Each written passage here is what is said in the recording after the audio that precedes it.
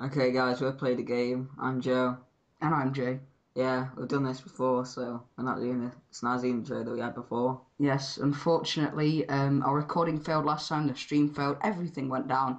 But nevertheless, welcome to the very first instalment of the Play the Game podcast. Today, we are joined by ZordBaseCommander. Say hello. Hello, Well, chaps. there you go. This podcast is mainly about gaming, but we are going to be talking about some other stuff as well. For example, Catwoman's Rotting corpse rotting and her corpse. sexiness within that corpse, and I don't think they get these inside jokes. No, these are jokes for you guys. Oh, actually, okay, this is just all going wrong. But anyway, yeah, we will be talking about gaming mostly, but we will talk about some topics that our guests and ourselves bring to the show. So, first off, Joe, let's go with your topic. What have you got today?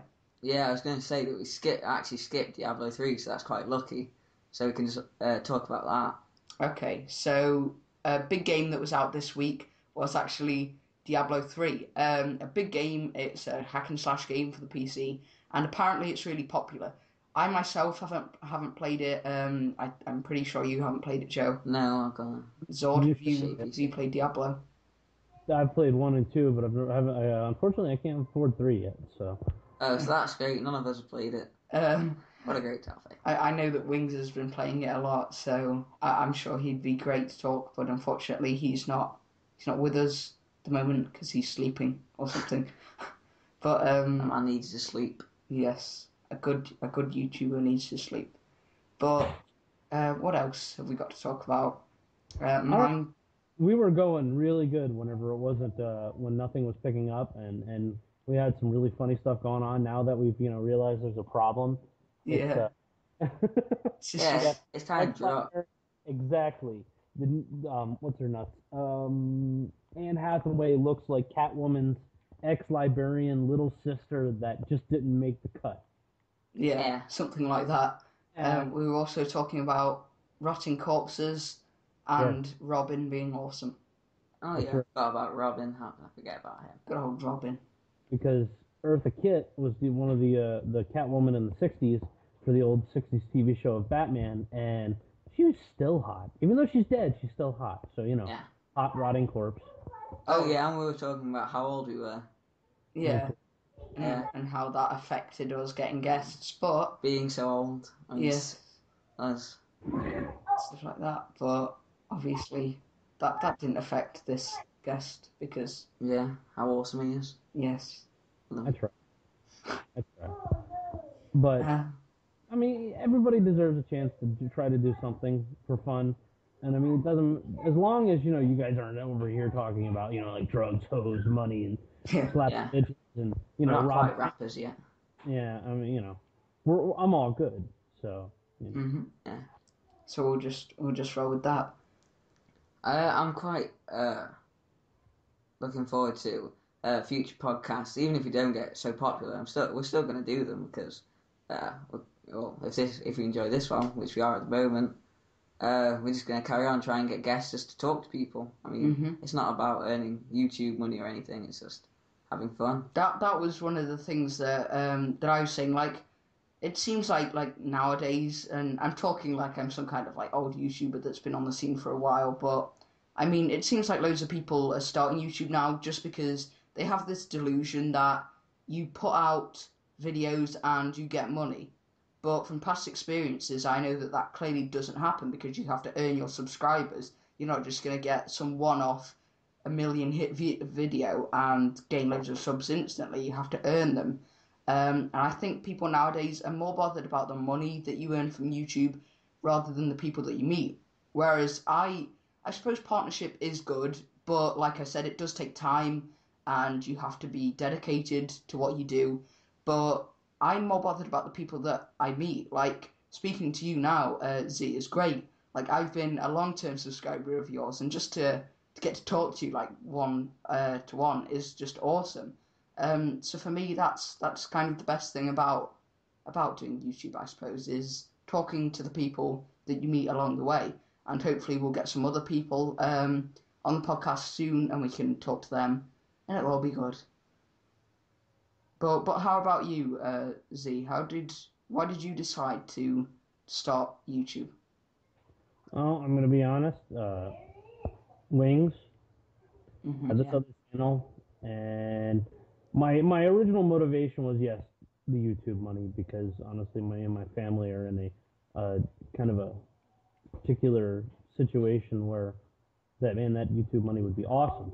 Oh But yeah. as I've started doing it, like my first stuff was the Dead Space stuff months ago. As I've Hmm. started doing it, I just enjoy doing it. I enjoy the fact that I can put something out that somebody's gonna watch and enjoy watching, and that's the nice part. As far as like haters go, I'm not really worried about the haters. I'll actually call the majority of them out, and some people do have a problem with me taking over Wings' second channel, and it's fine. I mean, they came for him, but they got me. But in the same respect, he entrusted me with this channel because he has enough faith in my game playing abilities and my commentary abilities that he knows I can run this good. Well, excuse me, That was horrible. going to be something I was going to ask. Why did you not post on ZBC 2001 and post on War God YouTube instead?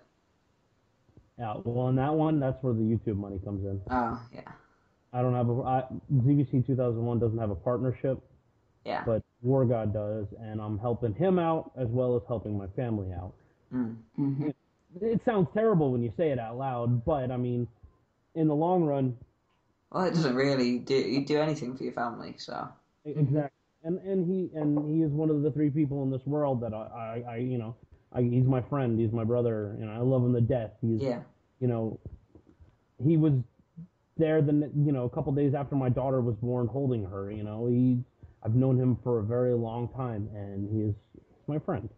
Yeah. Well, obviously, unlike you, I don't like directly know Wings. I can only sort of learn his personality through his videos. But like I can tell what you're saying is like 100% accurate because he just seems like that kind of person, like caring and stuff like that. I know I'm going back a while now, but I know that he missed Painkiller already once because he was actually helping his friend fix his car. That was you, wasn't it, Zord? That was Yeah.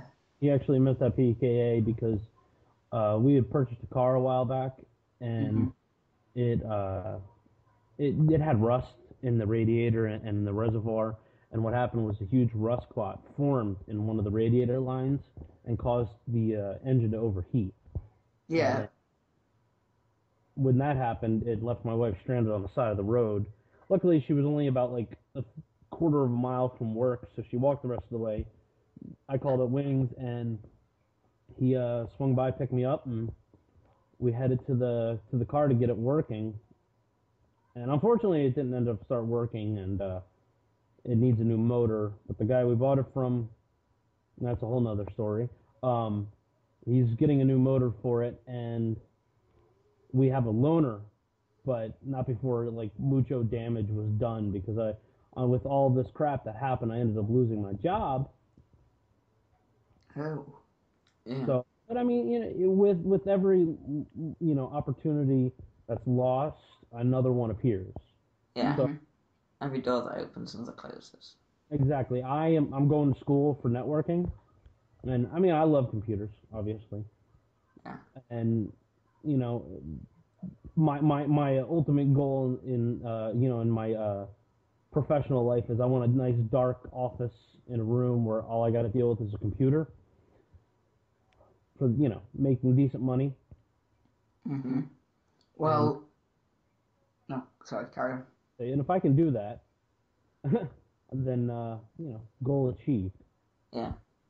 Well, like we were saying back to sort of having that friend, like you're always going to want someone that's like there for you, like Server or however they want to divide it up is another state. I mean, I would like to see what the European countries would look like after a nuclear fallout. I mean, what's going to be left of England? Are we talking like well, I can already tell that if England were to be in the equation, We there still would have be a crumpets. gigantic stash of scones and crumpets just lying in Buckingham Palace with some tea bags and stuff like that, just waiting to be claimed by an explorer.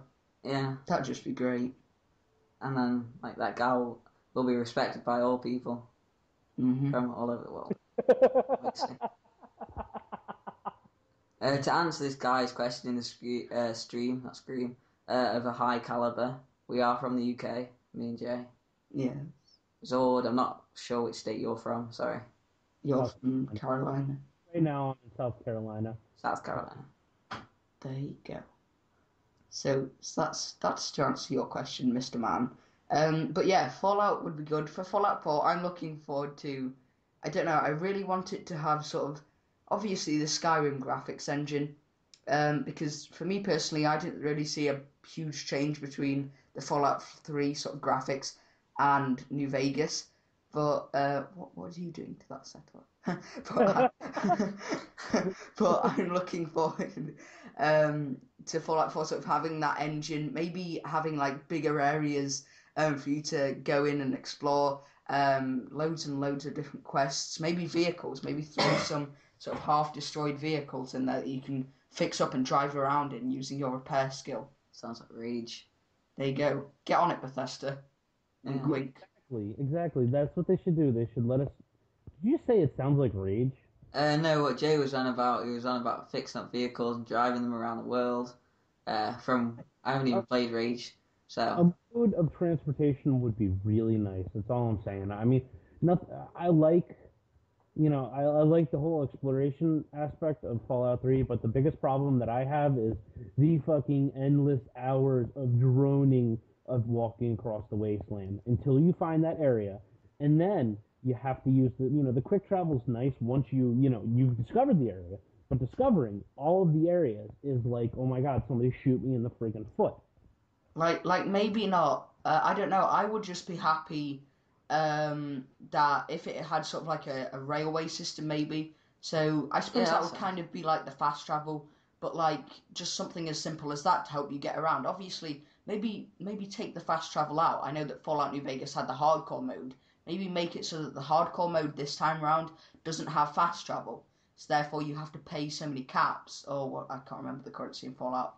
I think it's caps. Bottle caps, yeah. Bottle caps. To travel to a certain major territory or city or something like that.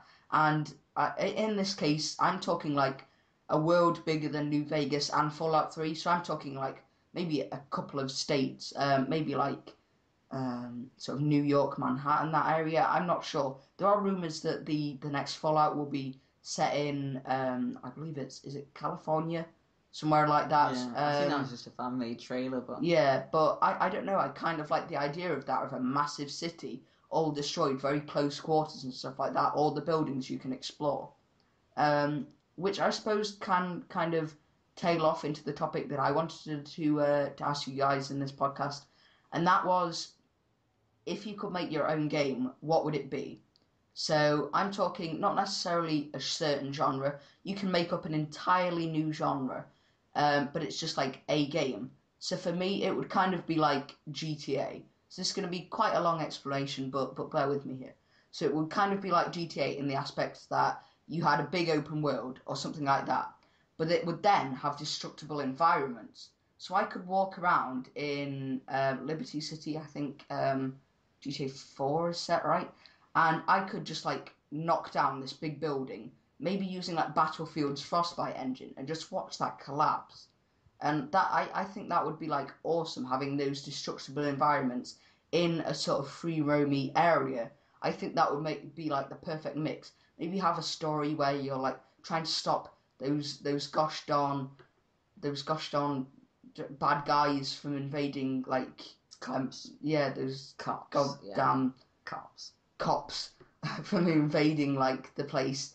And you just had to like try and stop them, and the whole story was about you, and you were like a mercenary going around shooting guys. You could also bullet dodge, taking an aspect from Max Payne there. You could bullet dodge into stuff and shoot some guy in the dick, if you so wish. So Z, like what would your perfect game be if you were to make a game you had complete control over the game, the art style, everything? And yeah, what would your game be like? I'm thinking like Barbie's Princess palace, like Oh five yeah. Yeah, ADS, some like tea and crumpets and stuff. You know, I'm digging it. some Yeah. My No, Little that's okay. Pony. spray and biscottis and stuff like that. You know, you can go out there and you can have like cat fights with other Barbies and The dead cat women. that's right, dead cat women, and like try to woo Ken, stuff like that. I think that would be the bomb right there. We should have it running on like with how Fallout, not Fallout, Resident Evil 5 was played. Third person over the shoulder, Yeah, Yeah. you can't move, stuff like that. yeah. Some guy inside the stream just said that his ideal game would be a huge campaign for Nazi zombies. Straight up, I'm with them on that. Actually, that would be fun. Eventually I see, honestly, in the future, I'm thinking that Treyarch's gonna break off zombies and they're gonna create their own standalone game because everybody likes. I mean, a lot of folks like Richtofen and Tank and God, this is horrible. I can't remember their names. Yeah, the Asian one and The other guy. yeah, The other guys. the Russian. Yeah, Yeah, Nikolai. yeah. But I think that would be pretty cool. Like I said earlier, the only reason that I'm getting Black Ops 2 is for the zombies and the campaign. Like COD campaigns aren't that bad. They may be a little bit short, but the sort of writing in the campaign is really, really interesting. Like I really want to know how Woods survived. I don't know if you remember back to the Black Ops campaign, Z, but he actually got blown up. Spoilers.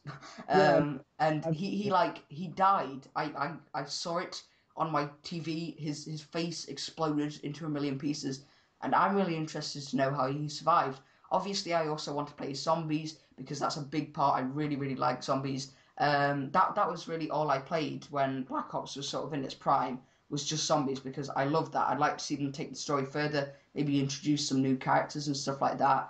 But yeah, I'm not really too bothered about the multiplayer, mainly because I'm really bad at it. I'll probably give it a swing, but I won't be Yeah, playing. we've got a series planned actually Yeah, towards that. you will find that out later. Yeah. But anyways, I don't know. I just really don't like the multiplayer to that game. To any Call of Duty really. I think it's gone downhill since COD 5. Like I've not been on the Call of Duty scene since like COD 4 and COD 5, but comparing my first Call of Duty, which was Modern Warfare 2, to like World at War and COD 4, just this sort of doubt when you get into the nitty grittiness, like the weapon balance, stuff like that, it's just generally a better multiplayer experience. But I kind of like the future setting that they've got going on with Black Ops 2. But we weren't talking about that. What we were talking about was our ideal game. So, Joe, what would be your ideal game? Well, you said art style, and the first thing that comes to mind is Borderlands because that's a really, really unique art style. Mhm. So I'm I know guessing that. just Oh, sorry to interrupt Yeah. you, but I know that the Darkness 2 used that art style as well. That was a quite Yeah. recent game that was. Cool. Actually, to be honest, Darkness 2 sounds like my perfect game, except for maybe a bit better well executed and better received within the whole gaming community. So you would have like the same aspects as in sort of very restricted areas and just like certain missions that you had to do. You had a certain objective. But a game that sounds actually perfect for me that's I'm waiting for to come out, which I'm going to do a Let's Play on my channel, is Lollipop Chainsaw. I think I it's can't wait for that. yeah, Suda 51, I think it is. That is Yeah, the guy who made No More Heroes. Can't wait for that. It has a schoolgirl in it with a Skimpy chainsaw. outfit. Yeah, skimpy Catwoman outfits. There you go. And a girl with a chainsaw and zombies and stuff. It sounds like my ideal game. It's got like the sort of Nazi zombies element of the zombies in it. It's got Catwoman, skimpy dressed schoolgirls in it, and he has more tits than Anne Hathaway. and it has chainsaws, and chainsaws are always cool. Yes, So indeed. there you go. Chainsaws, zombies, and a cheerleader. Okay, that too. Yeah. I'm all about it. Actually, if everything pans out right, I should be doing a Let's Play on that also. Yeah. Because as fun as COD is, and it is fun, okay? I mean, it does have its good aspects. just kind of gets frustrating sometimes. As I recently threw out a raging Yeah, I episode. saw that video. Yeah, I and I don't was know. Well, sorry. I'm guilty of myself of rage quitting, and I will never not, you know, I will never deny the fact that I will. I've done it before. And you know what? Yeah, I'm not gonna yeah. lie about it. But it got annoying. I was playing with this guy, and we were trying to find a good match. And every match we found, everybody bailed. Mhm. Like 4 out of 5 of the matches, and that's really annoying, especially on 2v2, because if the two people bail, you're just kind of stuck. You know, I mean, it's like crap. We gotta sit here and wait for this thing to pan out. And you know, I'm guilty of bailing out on matches too. But for the most part, I usually try to stick it out because I don't care about KDR. Yeah. Well, my first game was World at War, but I came into that like right at the end, so it's more Modern War, beginning of Modern Warfare 2, end of World at War for me. And my KD was really like appalling inside Modern Warfare 2, and then it kind of got better in Black Ops. But Black Ops, all that was just a massive game where I got so angry at it, and I don't know why. It's just that game just makes me so angry. It's like I love the game to bits. It's probably my favourite Call of Duty because I had so much fond memories of it. But I rage every single time I play it. I'm not generally an angry person. It's just that game really, really drives me off the edge. I understand. I do. I mean, I'm not gonna knock modern. I'm not gonna knock Modern Warfare 3, but man, Infinity War could have done a hell of a lot better. Yeah, Well, isn't that Yes. game still running off like a modified version of the Quake 3 engine? And Quake 3's been out for like 16 years or Yeah, something. and well, I mean, in defense of Quake 3, man, it's been out for 16 years, and there's a yeah. reason it's been out for 16 years because it's a damn good It's a hell of complete. a good game. Yeah, for its time anyway. I'm not sure if it's like it would be 10 out of 10 if it came out now. But No, most probably not. Like there was indie game. I'm not sure if you guys sort of keep up with the more sort of PC indie titles and stuff like that. But there was recently a game came out which was a 2D sort of pixely 8-bit horror survival game, and what that was was it like a called? great game. Oh, Oh, I'm not sure of the name. I'll have to look it up. But it was a great game, and it didn't get very much sort of what's the word? Publicity. Yeah, publicity in sort of the gaming community. But that game was great. It scored 10 out of 10 on nearly all game review websites, and it was awesome. But I think because of its sort of oldish fashion and because it didn't have awesome graphics, people didn't really like it. Like I've seen a couple of years ago, like good graphics in games was the bomb. Like you would like some people would only get a game because of its graphics because it looked awesome. But now with like all these new different art styles coming out, like the ones for Borderlands and the Darkness, I don't think people are that bothered. I think people now judge games on how well the previous game did or sort of how good the mechanics look. Whereas a couple of years ago, people would only buy a game judging on how good it looked. I'm not sure. That's just what I've seen at least in the community over the past couple of years. Yeah. But I don't know. I feel that way. Basically, it's how creative a game is and how generic a game is. Normally, the game magazines, now I subscribe to a few, they normally give like Call of Duty a higher mark than the games put out that are very creative, and the people who go on Metacritic, the user reviews are usually for the indie games, the artistic games, the creative games. They're usually the ones with the higher user scores than Call of Duty. hmm So So there was another game that came out a while ago, which did get some publicity in the community. It actually got a lot of hate as well, called Dear Esther. I don't know if you two have heard about this, yeah, but this was people argued that it wasn't really a game. So in this game, you were this you thought I suppose you were this person. Obviously you couldn't see your feet. It was one of those kind of games, but you were this thing and you had this big wide island to explore, and this game told its story through a narrator. oh, So you would, oh, I know what you're talking about. Yeah, yeah, that game was awesome, right? I played that game and it was awesome. The writing was amazing, but because it had no gameplay mechanics to it, like you couldn't interact with anything. It was just like a wandering game. It had a great story, but because people couldn't shoot things or stab things or kick things in the balls, they didn't like it. And I thought that was terrible. It got loads of really bad reviews. But when I was playing it, it was great. It had a better story than any game I played in like ever. It was great. Now, it was a bit hard to grasp the story. You had to play it like twice over to understand because there was some really smart writing there. The developers took the time to think of the story and write it out in a very, very unique and sort of cryptic way. But when you understood it, it was awesome. It had so many twists and turns in the plot. It was just amazing. So I'm guessing that you played this game, Z. Did you? I have not played it, but I have read the reviews and I Didn't saw. Wings do a Let's Play on it? I Yes, think Wings did. And the reason that I said that people knocked on it, Total Biscuit actually did a review of this game, and he knocked on it a lot. I think in the video that he did, he totally ignored the narration for the game, the story. He just hit on how it wasn't technically a game. When you look at the specifications for a game, Dear Esther wasn't in those specifications, but it was still a great game. And, well, game, you can call it a game, an art project, let's say that, shall we? And it was awesome, but he bumped on it a lot. So therefore, all his followers started to hate on the game as well.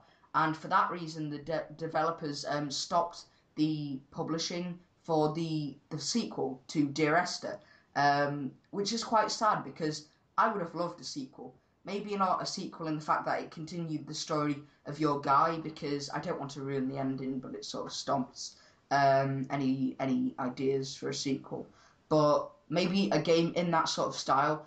But because of the hate that it got, the 1 or 2% of guys that actually enjoyed the game for what it was are not going to get a sequel, and I'm quite sad about that because I'm now going to guess that the guys are going to start making an actual game. Maybe they're going to put some shooting elements to make the guys that hated the game happy. I don't think that's right, because I would be happy with a million games being like Dear Esther if they had as much time and care that was put into the original game. I would buy every single one of them. I thought they were great, but unfortunately that game got hit on a lot, and unfortunately is not getting a sequel now. So yeah. Right, we don't even need to watch this soccer or football as we call it. We've just got like commentary in the stream. No, yeah. It's gone to penalties apparently. Oh, thanks for ruining it for me, you son of a b. Yeah. I don't really care. I don't really keep You crumpet eating, whatever you said, Jay. You crumpet eating bastard. Yes, Nice. What you are. Also in the stream they're talking about Homefront. Did you get a chance to play Homefront Z? It was alright. I did it to a point. Yeah, I played the story, like campaign for like 6 hours maybe, and then it dragged on a bit longer than Call of Duty usually does, and I played the multiplayer a bit and got bored with it quite easily, so I ended up trading it in within a week, just so I got the best price. So I didn't actually buy the game, but I did play it a couple of times, and from what I saw of it, it was just like Call of Duty. The campaign was you taking on the role of several guys trying to stop this big conspiracy thing that's going on, which is much like all the Call of Duty campaigns, really. The multiplayer was more or less the same. Yeah, it had vehicles and a couple of different game modes. It was like Call of Duty, but it was like Call of Duty on a much bigger map, therefore a much slower pace, so it kind of got really, really boring. Maybe I compared it to the wrong game. I'm going to compare it to Battlefield now. Yeah, it's like so a now mix between those two games, but not very well executed. Yeah, I didn't think it was very good at the time. I don't know, I can see why people liked it. It was like a fresh new sort of Battlefield, Call of Duty-esque style. But for me, that game wasn't very good. I didn't really enjoy it. Neither did I. I played it. I enjoyed it. What rating out of 10 would you give it? Sorry, I don't have much to say about it. Sorry. What rating out of 10 would you give it? I'd give it a good steady 7. Yeah, I'd agree. Maybe a 6, 6.5.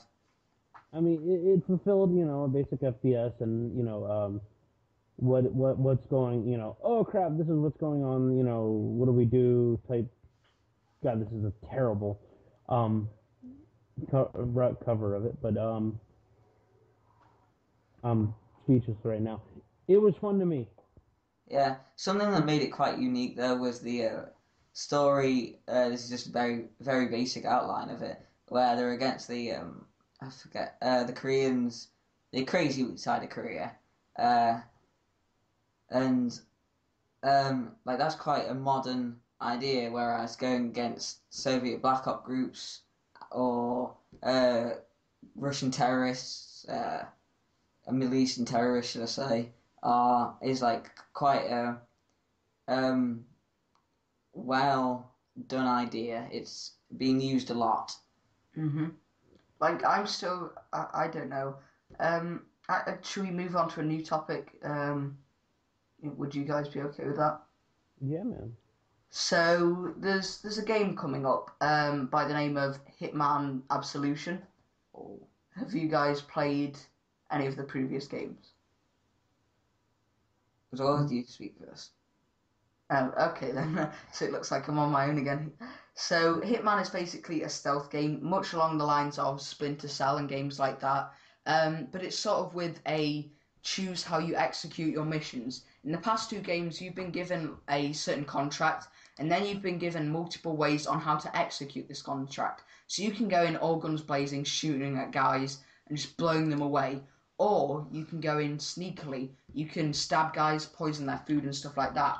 Now, the latest game, which is coming out in November, I believe, is going to be sort of along that style. It's going to be where you have a contract that you have to fulfill, and you have to do that in certain ways. Now, you're probably going to, I'm guessing you're going to have sort of the same sort of ways as you did in the previous games, but I'm hoping that that in this one there'll be like much more variety. I know that there's a trailer that's came out recently that looks pretty good, which showcases a sort of what can I say? Sort of like a mission where you're against the police, which is really really cool. Where you have to try and get to, I believe, like a diamond or something like that that's concealed inside this case. And you have multiple ways of doing that. You can use disguises and stuff like that. So I'm looking forward to that because the Splinter Cell franchise was the only other sort of game where it was like as stealthy as that. But I don't know. Hitman seems to be something fresh. I'm looking forward to playing it, and it's going to be pretty cool. So from what you've heard, do you think you'll be playing it, Joe? I probably will get it, but I've not really played the other games. Well, I've played them a bit, but I haven't really played them to the extent where I know what the hell's going on.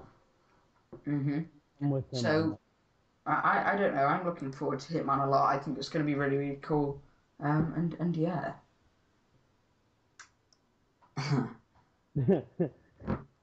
Goes to the silence. Right, should we talk about the soccer? I'm not sure if you're a fan of soccer at all. What are we talking? Soccer or I'll call it soccer. You call it soccer in US. We call it football. So I'll call it soccer. Are you a big fan of it? Are you a big fan of any sport of any kind? Actually, my favorite sport is ice hockey. We have ice hockey in UK. You know why I like ice hockey? Next to rugby, it's one of the most violent sports. Yeah. What do you call a hockey player with all his original teeth? A bad hockey player? A rookie. Oh. Get it? Yeah. Yay. That was Easy joke, I'm sorry.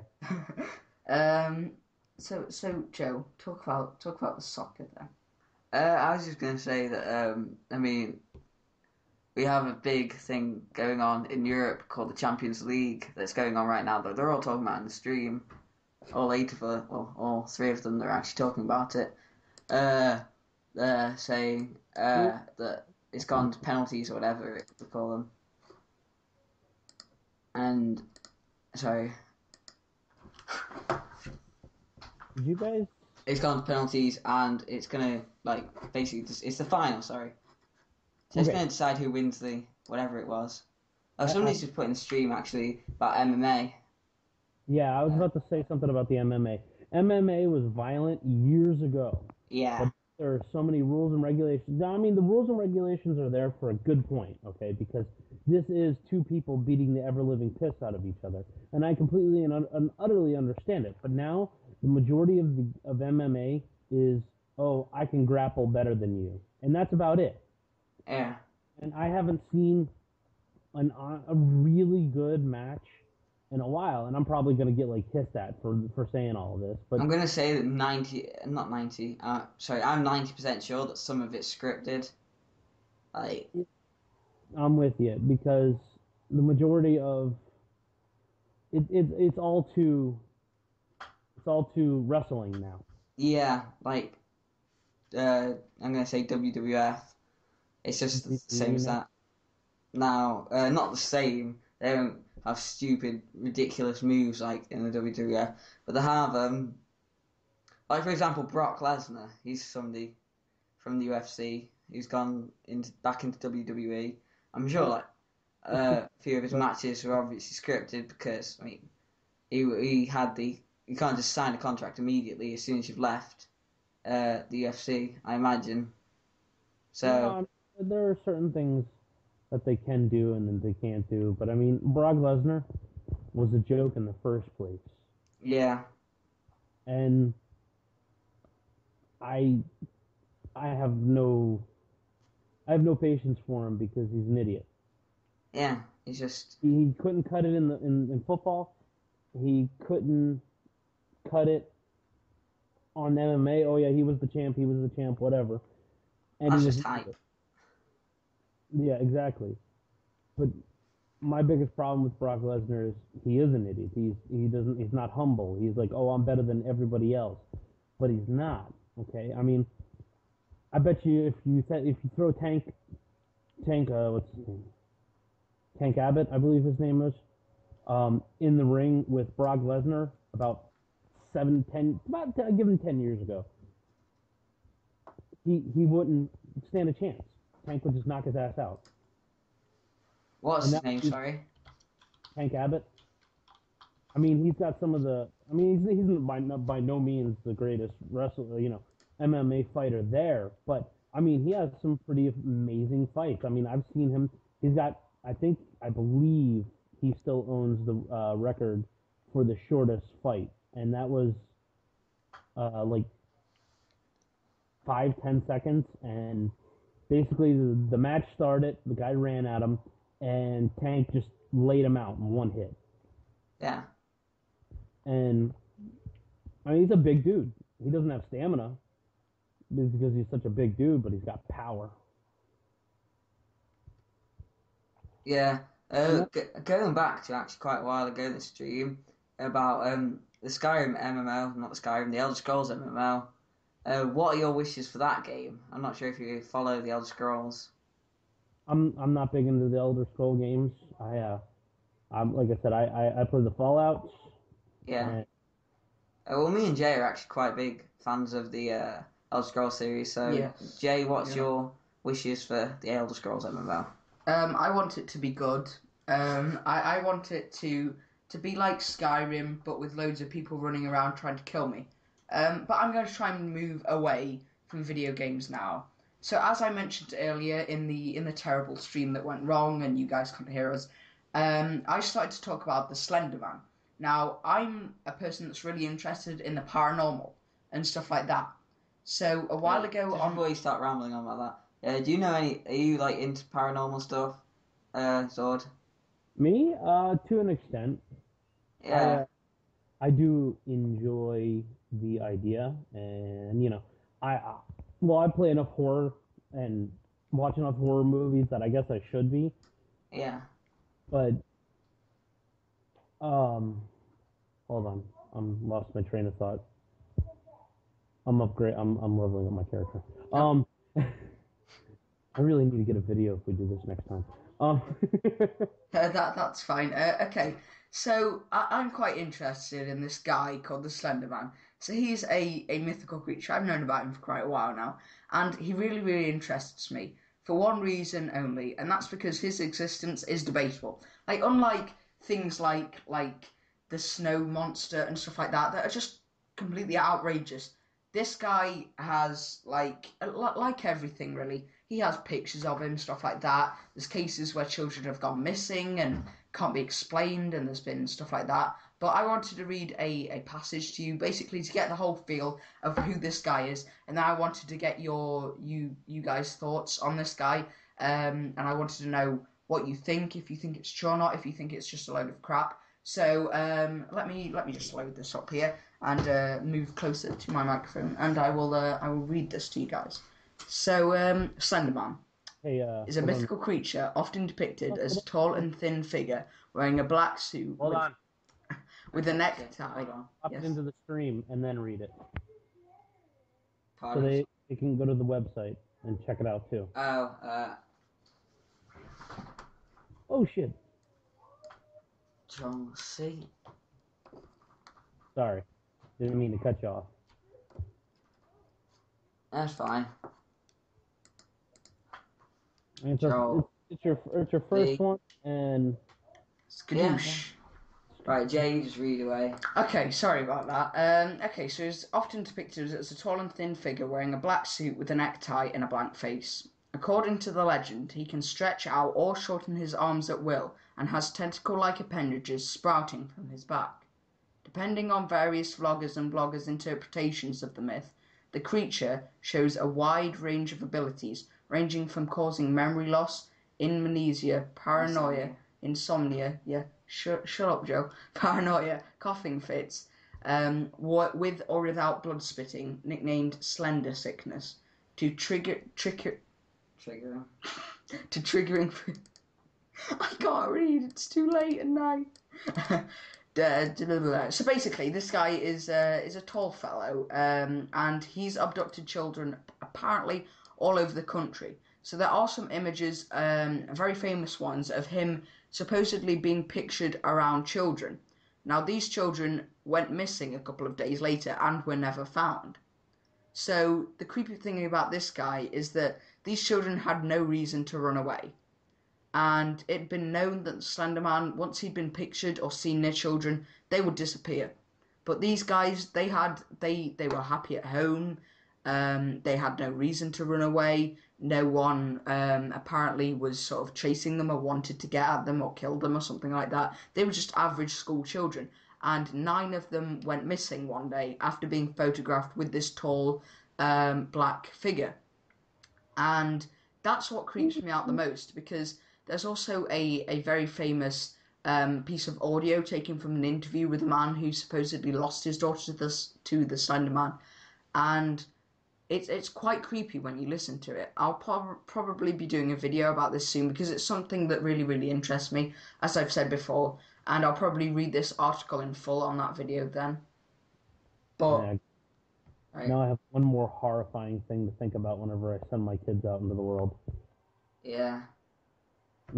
No, I got you, and you're good. Yeah.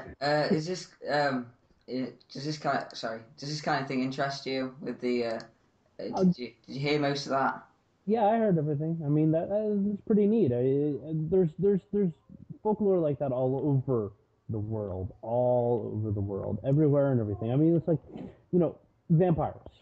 Yeah. Vampires are throughout the entire world, and actually zombies, same thing. Zombies are actually pop up throughout mythology throughout the entire world, and werewolves, all that stuff.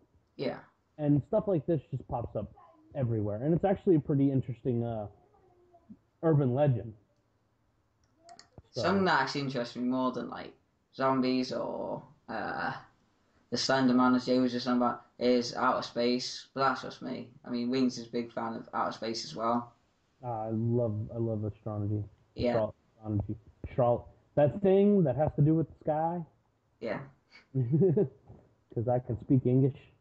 Yeah. I can speak proper English today. Yeah, obviously. Yeah. So, but yeah, I mean, as far as I can't, like one of my videos I rant about, I am ready for Star Trek. Okay, straight up. I'm ready for the Federation to come around. I am ready for, let's kirk it up, folks. Let's all wear some bell bottoms and run around kiss green women. Yep, let's do it. I'm all about it. Let's surf the skies, because that's where the future is. Future isn't on this planet. It's in the sky. It's all over the place, and I honestly I can't wait for it to happen. I probably won't live to see it happen. Hell, you guys might actually I know. see it happen before I do. It's kind of something that is kind of disappointing and enlightening at the same time. I mean, it's enlightening because it's the fact that we are actually gonna we have the possibility to move out to different planets, but the fact that we're not going to be seeing it is what disappoints us. Yeah, I'm there with you too. So something that sort of along the lines of sort of the myths and stuff like that, stuff that's like space and stuff like that. What is your opinions on 2012? So apparently, for you guys that don't know, apparently on I believe it's the 25th of December this year that the world is supposed to end, according to the Mayan calendar or something like that. I don't know the exact details. So what are your thoughts on that? Like, in my opinion, I think it's a bit far-fetched. I don't think anything's going to happen. I just think it's a big hype. Like, I'm pretty sure that the world was supposed to end last year and the year before and the year before that, and that hasn't happened. But this is supposed to be like the big one. This is when the Mayan calendar ends. So for some reason that should destroy the whole planet. So what's your guys' thoughts on that? I gotta say, man, the Mayans have been right about a lot of things. And as far as what's gonna happen, I don't think the world's gonna come to an end. I think it's gonna go through a big change. Mm-hmm. So what kind of change are you thinking about here? Like an astronomical change or A sway in power. Maybe one day, world peace would be nice, but I'm not gonna hold my breath on that one. I'll just die. That's never going to happen. Yeah. And what the sad part is, it could happen if everybody pulled their head out of their ass and just try to coexist, Yeah. folks. Because I mean, we're on a really tiny planet. As big as this planet is, it's still a pretty small planet, and we got to get along with each other, or else we're just going to be a smear in the dark spot of the universe. Yeah. Okay. Eventually, one of two things are going to happen. We're going to get our shit together. We're going to unify this world, and we're going to live great and prosperous, and the human race will thrive. And eventually, I mean, if we run into other beings, which, dear God, I hope there are aliens out there. Hold on, train of thought's gone. If that all happens, then we need to be unified before anything, like that. Because if aliens come down and we are fighting each other, what are they going to think of us? Oh, look at these primitive. I was just about to mention that. I hope to God that they don't come down. That they don't see our planet like it is now, because So we're fighting at the moment. I mean, like I presume that they're not silly enough to fight over stupid things that we fight about. Like one person having a hatred for the Jews for World War II. I'm not going to talk about that because I don't want to get loads of hate. But like, here's the thing: like, if these stereotypical aliens, like the ones from like E.T., like E.T. looking aliens, like tall, green, sort of round head, stuff like that, flying saucers, they came down and landed on Earth right now, we'd do what we do with everything else that's supposedly like us. We put it in a cage and experiment on it. Gorillas, they're supposed to be like, we're supposed to be no, they're supposed to be descendants from us, right? Or we're supposed to be something like that. We're supposed to have evolved from them. And we've trained them up. Like, we train them to be like us. So I think if these aliens who clearly, if we're talking about these stereotypical aliens who have flying saucers, and stuff like that, if they were to come down, they have technology far beyond what we do. So we do what we do with anything that we don't know what to do with. We Bag it. chain it up and experiment on it. Right, bag it, tag it, and put it somewhere until we can figure out what to do with it. Yeah, and if another one comes, we'll blow it up. Exactly. There'd Yep. be too many people wondering what to do. There'd be some people who'd maybe be less ruthless with it and would treat it as a visitor to our home. But then there'd be some people who just want to kill it and harvest what it has. I don't want to give an example, but there could be some countries that just want its resources. So they could just shoot the poor guy down when he had some kind of gigantic diamond that he has back in space land to come and give us as like a partnership between his planet and ours, and we just blow him up like we do with anything that we don't know, that we're unsure about. We target it and we follow it and we question it and we lock it up and stuff like that. So that's why I'm quite like, I'd be more than happy to see an alien land tomorrow and us to treat it with respect and it to become like one with our community and stuff like that. But realistically, that won't happen. We'll end up caging it up or hurting it in some way, experimenting on it, operating on it to try and get its information. And I don't know. I just see that's the way that it would go. Like Area 51, that's supposed to house aliens and stuff like that, right? Like no one really knows what's in Area 51. There's this big like controversy or and stuff around like aliens and spaceships and stuff like that being at Area 51, but no one actually knows that. Like, clearly, if there are aliens at Area 51, we're doing something right because they haven't shot the place up yet, so we're clearly treating them with some kind of respect if there are aliens there, which is obviously extremely doubtful. But if they are there, at least we know that we're treating them with some degree of respect. So my question to you is, if we were to get these stereotypical aliens to come down to Earth, what do you think our first course of action would be? So, say they're just coming down from the sky, they're about to land outside of Buckingham Palace, the Queen is just finishing her scones and her cup of tea with Charles, and they just go out onto the balcony and they see this alien land.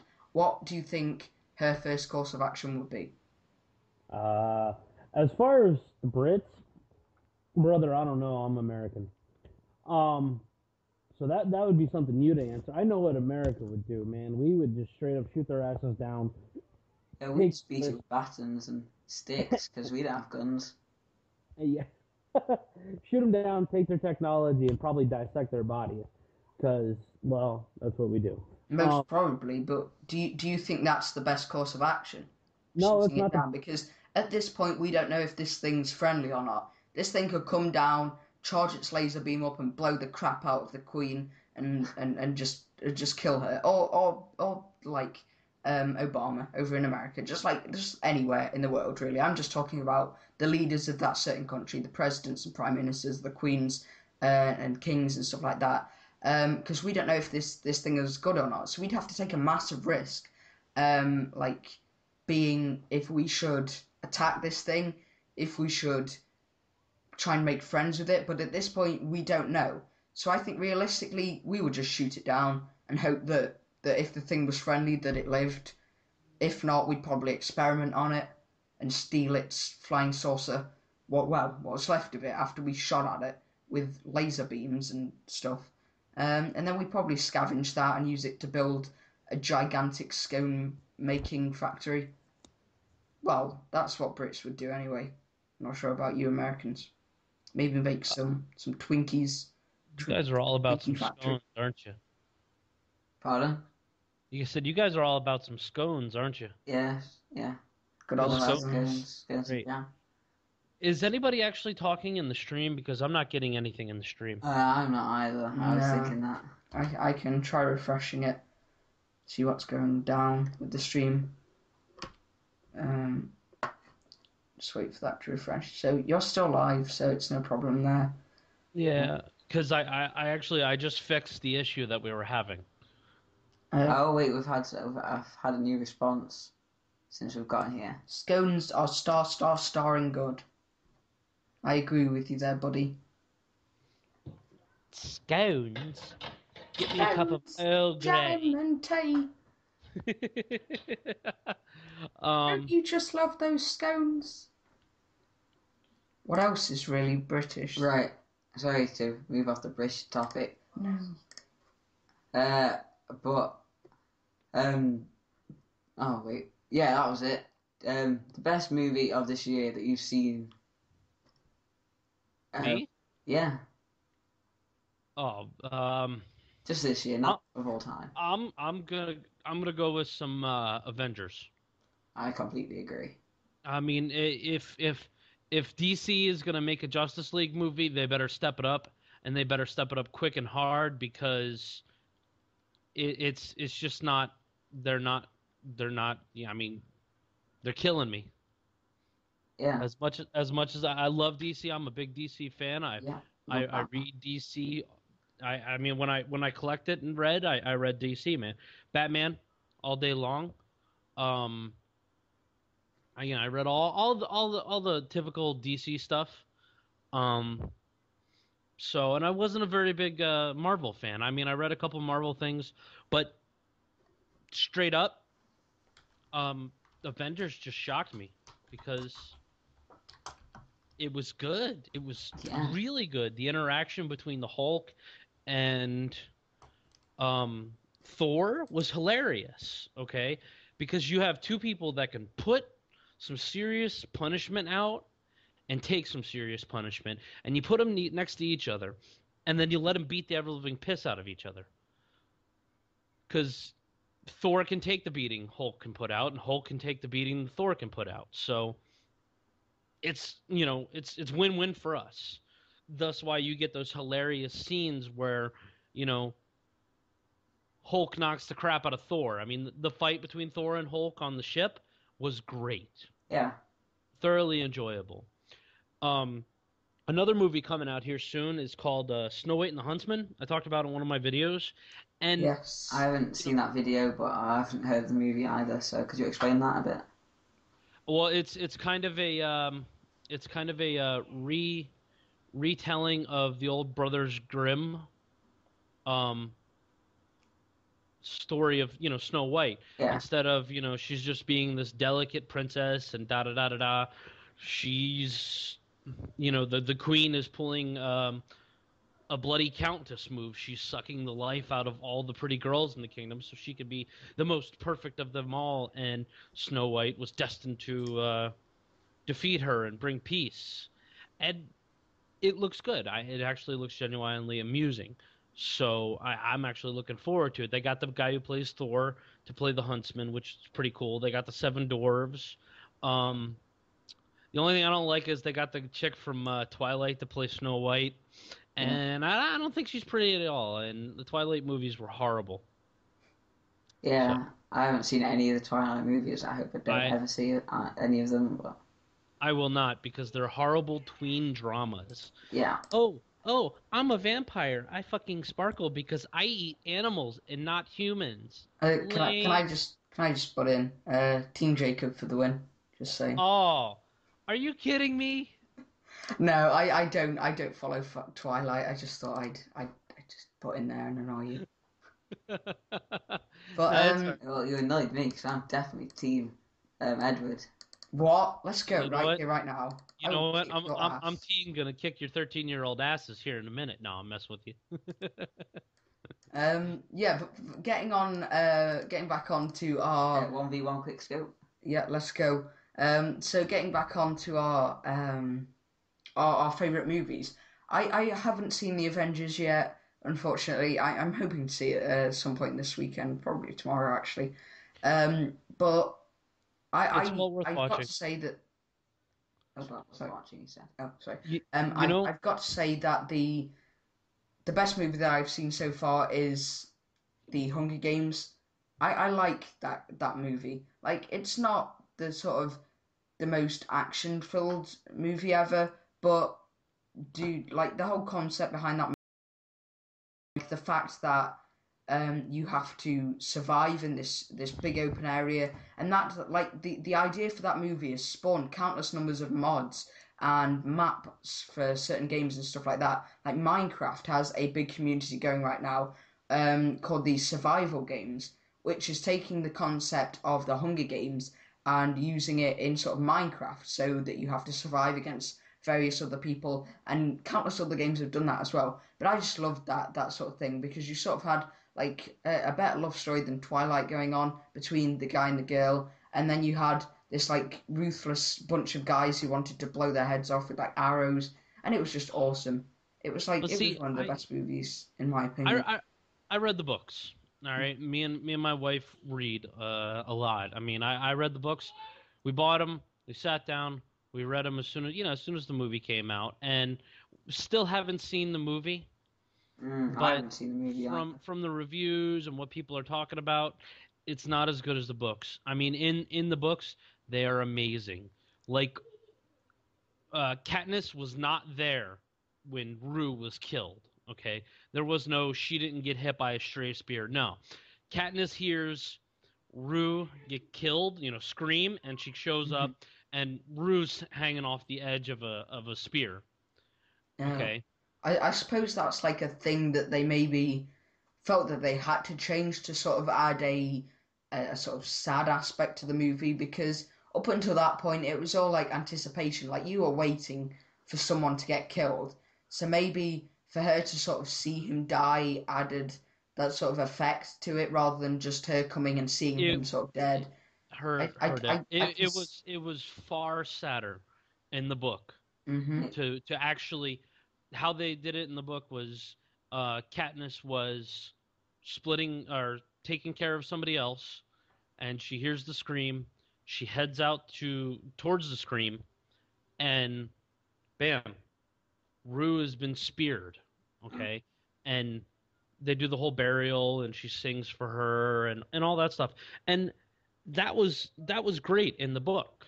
Now the other what is his name? Thresh. The other guy, her partner from District 11, that was an entire. They didn't have this whole big dramatic fight where Thresh throws her against the cornucopia and breaks her neck. No, Katniss is trying to get killed by the girl is trying to kill Katniss, and Thresh walks up with a rock and beats her head in the book. Yeah. The Oh, book wait a was sec. far more violent and far Zord? more brutal than the movie was. And with toning it down to have like a tween drama kind of bullshit. I mean, don't get me wrong, the books are tween dramas, okay? But as you get into the later books, they go from tween drama to all right, let's burn something down and start a revolution, folks. Mm-hmm. Yeah. And that's the nice part about those books. I mean, you get something like that, you sit down and you read it, and it's almost fucking inspiring, okay? I know. Oh God, what did I watch? V for Vendetta came out years ago by the Wachowski brothers. Did Yeah, it? the one with the Okay. anonymous masks. It made me want to. No, that was actually a Guy Fawkes mask that Anonymous is using. Okay, that movie made me want to go start burning down the White House. Okay, because it was like, yeah, revolution, raw, fight for your country. Okay, that's what that was about. Fight for your freedom, fight for your rights, fight for your freedom. Excellent movie. Now the comic book, excuse me, not manga, was fantastic. I sat down and read it all. Both of those medias, the movie and the comic book were great. Standalone, they were fantastic. Okay, you could sit down, you could watch that movie, and completely and utterly get into it. You could sit down and you can read the comic book, and you were just sucked into this whole thing, the whole world, the whole everything that was going on. It touched a certain spot on what was going on in the world today. Okay, and still, even though V for Vendetta is probably about 5 years old now, Mm-hmm. it still touches certain points. Yeah, well, I suppose that's the thing that books have that sort of movies don't, is that you can imagine these sort of areas. Like at this point, you don't know what they look like and stuff like that. Like with that movie, you can sort of you can only read sort of what's going on. Say when they're sort of burning down this White House. I don't know. I haven't ever heard of the books and I haven't read them, so I'm just going by what you said. But you can sort of imagine what's going on in the book, and you can think what they were doing, and they were fighting these guys and burning this and breaking down doors and stuff. whereas in a movie you don't get that same effect. Now, I don't read a lot, like, at all, really. I barely read. I just, like, watch movies and play games, and I probably should, because you get that sense of immersion that you don't in anything else with a good book.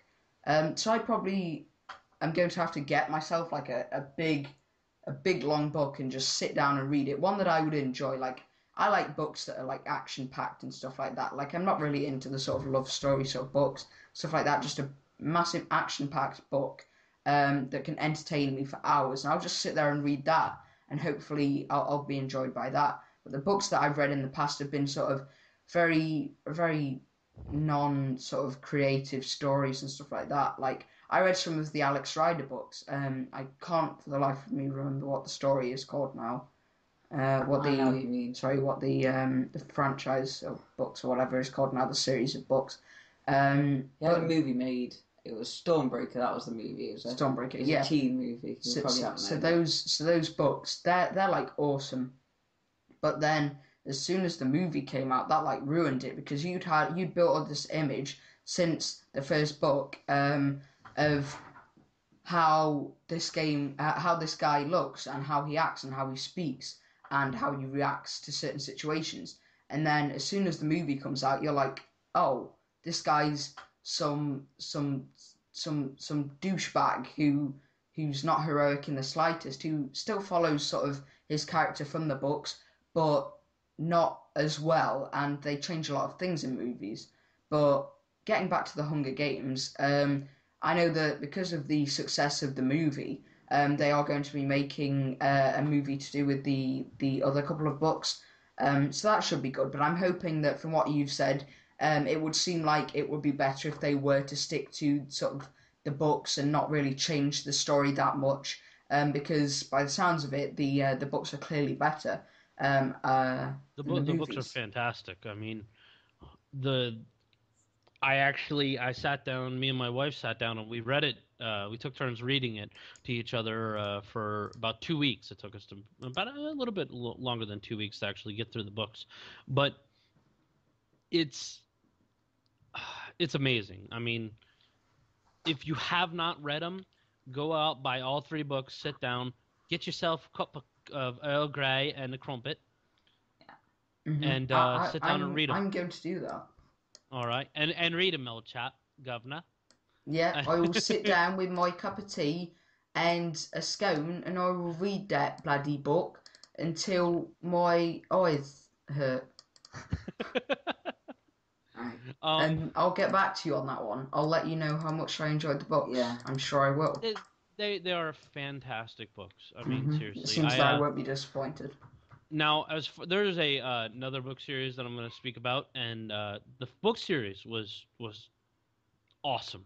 Okay, I loved the book series because it was entertaining. I enjoyed the characters. I mean, everything about this series I enjoyed. Now, years ago, they made this horribly shitty movie that was a travesty and should be burned and removed from existence because it was garbage. And that would be the Eragon series. Okay? The Inheritance Cycle by Christopher Paolini, I think his name is. And he writes this wonderful world in the book. Okay? Excellent characters. Just altogether fantastic. Okay? You have your main character, Eragon, who, is just some farm boy. And he gets thrown into this entire world of the Dragon Riders and trying to save the world, la-di-da-di-da.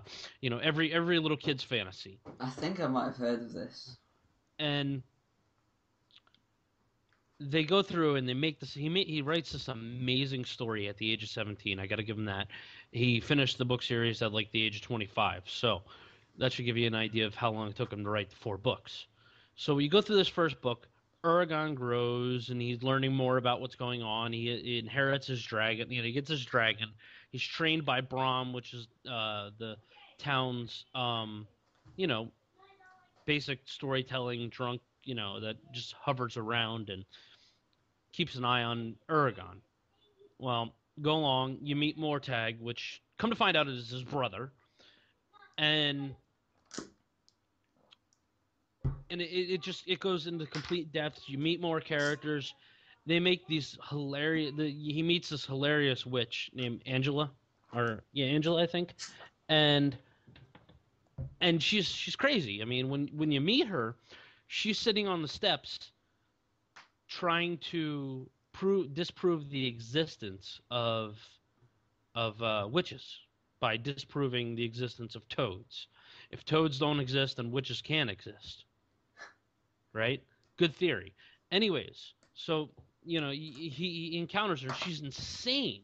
She's completely nuts, and she has a cat that follows her around. Now this is a werecat, so they turn into 3-foot midgets, and that look like cats on their hind legs, and it's really good. The first book. Now, actually, the rest of the entire series was fantastic. The ending was a little let down, but what do you? I expected something better because of the build up to it, but it didn't happen. But I'm still not gonna, by no means am I gonna knock this book series because it was excellent. Now we go to this movie. All right, they fit about 6 months of travel into about 3 minutes of the movie, okay? And then on top of that, Sapphira, his dragon, just instantaneously grows. As soon as she hatches, she's like, oh, now I'm partially fully grown and my name is Sapphira. And it's not even remotely close of how it happened in the book. In the book, it happened... Sapphira was named after Brahm's dragon, because you've come to find out that Brahm was a dragon rider, and I watched this movie. I actually paid for this movie, and I was pissed. I actually demanded my money back. I was that pissed, and they gave me free popcorn. So, in your opinion, then, having sort of used the example that you just used in the Hunger Games, do you think that movies based on books ruin the experience for you? So do you think, say for example, do you think the Hunger Games needed a movie, or do you think it would have been better just staying as like a book? I think if they had done it a little better than they had, I think it would have been a fantastic movie. And don't get me wrong. I kind of agree and disagree because I agree that the movie could have been better, but I disagree. They kind of needed the movie because that got the whole book series a lot of publicity compared to what it was. It was big for a book, but the publicity for movies is way bigger than publicity for books. Mm-hmm. Yeah. Yeah, so they kind of needed the movie. A good example of that is the Harry Potter. The Harry Potter books were famous, like you said, for books. They were good books. They were famous books. But as soon as the first movies came out, that franchise lit up, like movie-wise and book-wise. They started selling like books off the shelves. I think it was like, wasn't it by the third movie, like they couldn't print the books faster than they were selling them. Like they were selling so many books at a time that they couldn't print them that fast upon the couple of days after the release of the third movie, which is great. Sometimes it works out if you have the right directors backing you, and obviously you have to have a lot of input from the writer of the book. I know J.K. Rowling spoke a lot and gave a lot of input towards the movie on how she wanted it to be. Yeah, there was a lot that changed from the books to the movie, but I think she did that change well. Like, I think the final battle between Harry and Voldemort went completely different horrible. in the books. I was just so pissed. I mean, look, the fight between Molly and oh god, I'll remember her name in a minute. Hermione? No, not Hermione. Helena Bonham Carter's a character. Lestrange. Oh, yeah. Bellatrix. Mm-hmm. They actually stuck pretty close to it. I mean, there was, Molly looked at her and say, "Get away from my kids, you bitch," and then hit her and killed her ass. Okay. Yeah. Now they changed it a little bit in the book where, they had a little bit of a different duel and da da da da da. But I mean, as far as they kept it true. Now, the fight between Voldemort and Harry, they butchered it. Yeah. I mean, really, they butchered it. Different. I mean, I didn't read the final book, but I went to see the movie, so I'm not really sure how the actual fight went in the That's book. a cop out. You should read the final book. Right. But it kind of seems stupid how he came back to life, and I know this kind of sounds stupid from Spoilers. Well, if you paid attention to everything that was going on, okay, Harry had Voldemort, a piece of Voldemort inside of him. He was initially, game volume is still loud. Sorry, I'm trying to troubleshoot some stuff. How loud is the game volume, guys?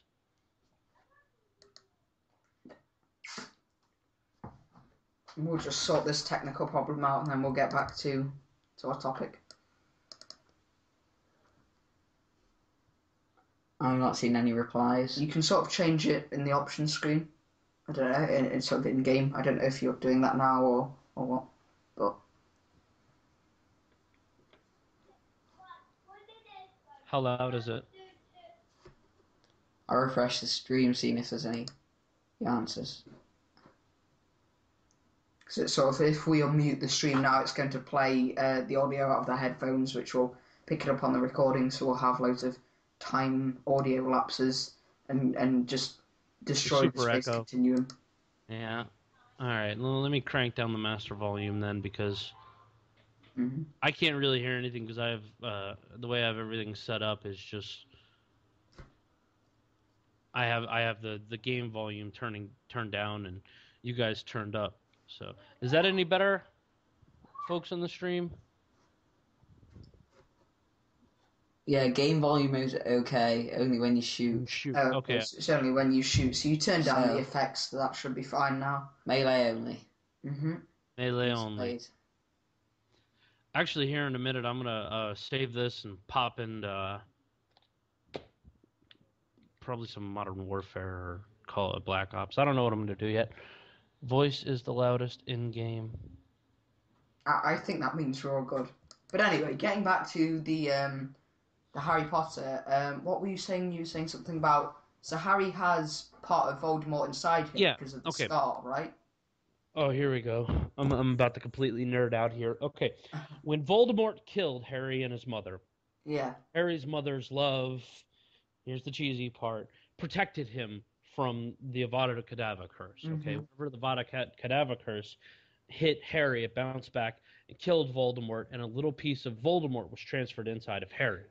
He became a walking, talking Horcrux. Okay, so the idea was Harry's wand, the wand that Dumbledore had, that he claimed from Draco when he beat Draco, would not kill Harry, but it would kill Voldemort. So when Voldemort hit him with the Avada Kedavra, it killed him, and Harry came back to life after he dealt with that part of Voldemort. Right, okay. Did you guys catch that? Yeah, I'm following it a bit more. So, yeah, I kind of vaguely remember that, but it's just like all the sort of nitty-gritty stuff that I don't really remember, but I suppose it's quite complicated. Yeah. It's not that complicated. Shine intensity. Let's see. Sure, man. We'll play a little bit later. Yeah, some guy in the streams, he's been following us since the beginning. He's saying that we should play some Modern Warfare 3. So as soon as you're ready, you can. Yeah, give me a minute. Let me pilfer sell some stuff off here. Goodbye. Jay, do you have live? No, I don't. Unfortunately. I was gonna say we could have played a game with. Yeah. Sorry. Nor do I have any Call of Duty for my Xbox. Point. Either. I'm mainly a PS3 gamer.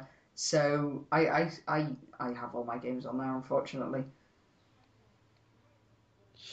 But I don't know. That brings me to another question. Is obviously it was announced a couple of weeks ago that the Xbox 720 and the PS3 won't be at E3 this year. So that then means that they're clearly in alpha stage of development, possibly earlier than that, maybe pre-alpha stage. So these won't be released until like 2014, I'm going to say, when they're completely finished. So I'm getting frame rates on Skyrim on the PS3 now. Now that's not right. So looking at that, obviously it's only going to go downhill from there. If I'm getting frame rates on a game like Skyrim, what's going to happen in a year or so when we're still on these generation of consoles? It's slowly going to dim down. Game developers are going to have to stop sort of moving forward in order to fit the specs of the current consoles. So therefore they can't improve graphics further because that will cause frame rate on the consoles and stuff like that. So, in my opinion, PC gaming seems like the way forward. I don't know about you, but because PCs being constantly updated. So what's your thoughts on that? Do you think that the consoles need to be, the next generation consoles need to be out like now before things get worse? Or do you think that game developers should just sort of wait it out and then bring out sort of their new amazing line of games when the next generation of consoles come out? I think. Hold on, that's a big ass question to ask. Honestly, how old is the Xbox 360? What, 2005, I think. Yeah, something like that. It's really, really old. That's not that old. 5, 6, 7 years old. Okay, that is old. Never mind. Yeah. 7 years old. PC gaming's good. PC gaming will always be better than console gaming because you can expand. You can expand on a PC better than you can expand on a console, because once a console's built, it's built that way until the next one comes out. Once a PC is built, there's always room for improvement. So as far as PC gaming goes, it's always going to look a little bit better than console gaming, but console gaming is more friendly for me, everyday average Joes. So it costs a lot less. And it costs, well, sometimes. I mean, I can build a computer that'll last about another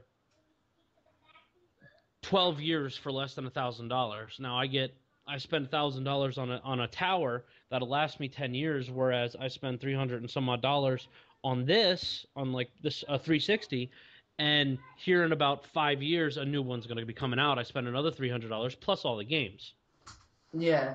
So it's kind of like PC gaming is the more expensive out of the two, but you kind of get more out of it than you do sort of with console. Possibly, I don't know if that's like very accurate, but it seems like PCs are going to last longer than consoles ever will. And obviously they can bring out, like, for the next generation of consoles, I would really like to see them maybe have a slot for graphics cards, so that you can constantly be updated. Maybe they'll be compatible with like Nvidia or something like that, so that with the rising changes of the games, you'll always be updated. Maybe they can bring sort of like processors or something like that. I don't know. Maybe for the console, so that it keeps on sort of being updated all the time, so that you don't have to wait ages and ages for the next generation of consoles. So you can keep them updated all the time, so that they stay fresh and new.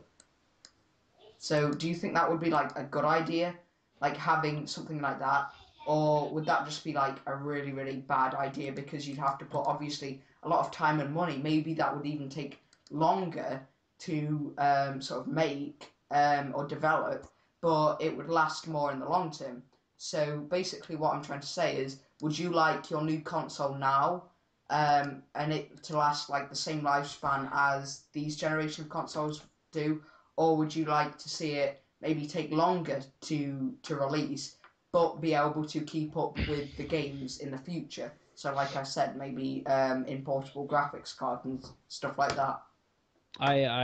You know what I want, honestly, in my gaming console?